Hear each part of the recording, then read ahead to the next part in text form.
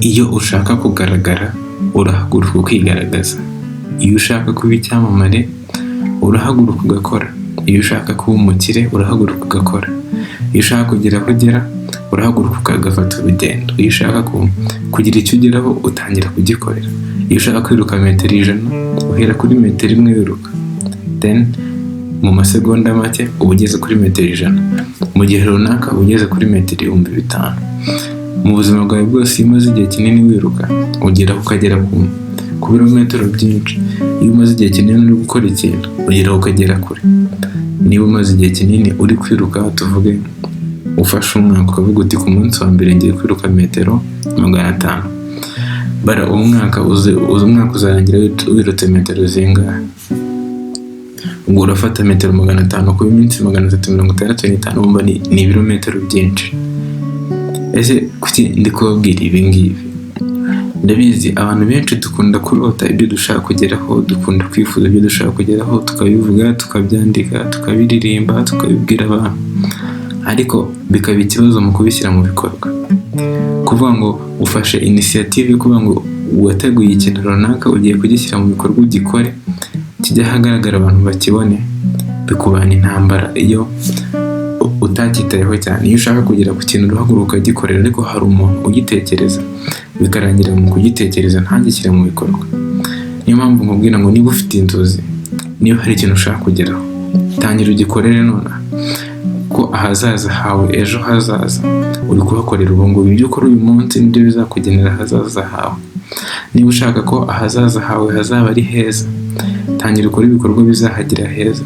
Niba ushaka kuzaba umuhanzi, nka Knowless cyangwa nka Bruce Melody, tangira uyu munsi. Ntabwo Bruce Melody yaje umunsi umwe ngo ahita aba umuhanzi ukomeye. Tangira uyu munsi nubwo utajya muri studio, haguruka ugende wandike indirimbo uyiririmbe, niba waririmbira mugenzi wawe. Iyo ni intambwe ya mbere uba uteye, ni intambwe igufasha, ni ku buryo na cya gihe uzaba umaze kugera ku rwego rwo kujya muri studio usigaye ukora amavideo y'indirimbo, izaba ari urwego rukomeye, uzajya wibuka ko wahereye kuri rwa rwego rwo kuririmbira umuntu umwe. Nuko bitangira ibintu byose.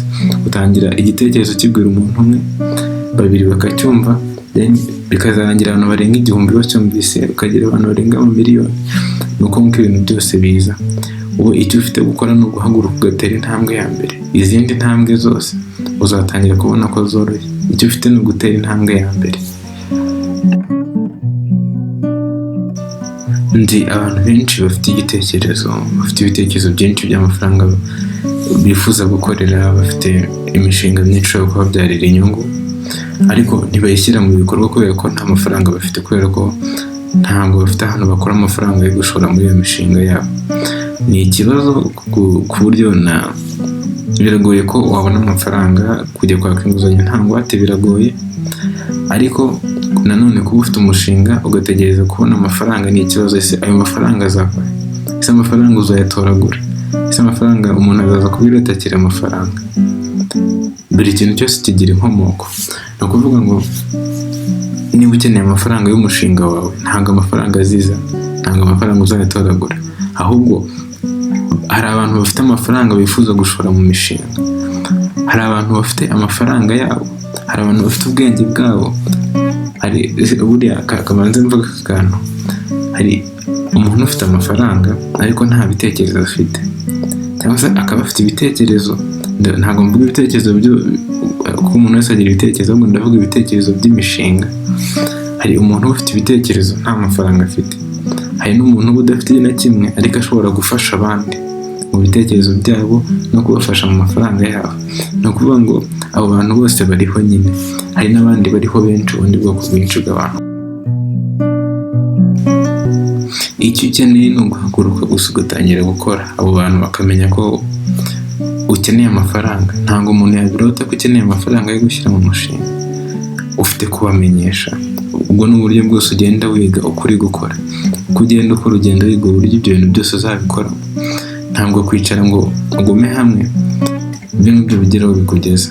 Ni ukuvuga ngo hari ukuntu ushobora kugoruka ufite umushinga ukabona ari umushinga uzakugora, ariko mu gihe ubona umushinga ufite ari umushinga muremure uzakugora, biba byiza iyo uhereye ku mushinga muto, ngo ugahera ku mushinga woroheje ukawukora, wawurangiza ukagenda uzamura experience, uzamura ubumenyi, uzamura izina, ibintu byose ukabizamura rimwe, then wa mushinga ukomeye wawe, wa wundi ukomeye wifuza gukomeza cyane, uwo nguwo ukomeye akaba ari buzagira umaze gukora amafaranga, umaze gukora ikofi, ibyo bintu byose umaze kugira izina, byose biba bikeneye kugira ngo nibura ubashe kugera aho ugeze umushinga wawe.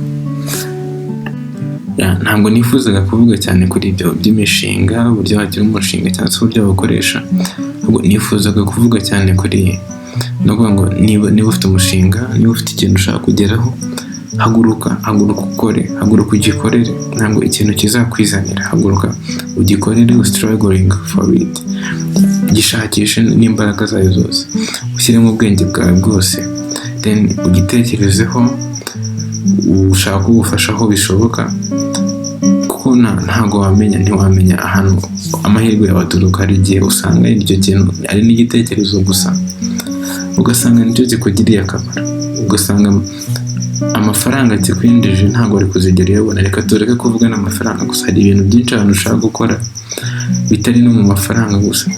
Hari abantu dushaka guhura nabo ariko tukagira ubwoba bwo guhura nabo kubera ko dutekereza ko tutari mu rwego rwabo. Ibyo byose ni ibintu biduhagarika kugera ku bintu twifuza. Ariko ndifuza ko abantu, nibura umuntu ufite ikintu ashaka gukora, ahagurutse agatangira akagikorera abishaka, abishyizeho umwete. Niba wakunze iki kiganiro, kanda like, niba utarakora subscribe, kanda subscribe, tujye tubana mu biganiro bigiye bitandukanye, kandi wamenya igitekerezo cyawe muri comment, ugasharinga ku nshuti zawe nazo zikaduha ibitekerezo byazo. Ibitekerezo byacu birakeneye byose kugira ngo tuganire, dusangire ibitekerezo, then dufashanye kuzamuka mu mishinga yacu, dufashanye kuzamuka mu buzima, tugera aho tugera. Ni ibitekerezo bikenewe, dukeneye gufatanya cyane. Ndagushimiye wowe warebye iyi video ukaba uyirangije. Nasiga nimero yanjye ya WhatsApp muri description, then ushatse kumvugisha wayifata tukavugana nta kibazo, then mugire ibihe byiza.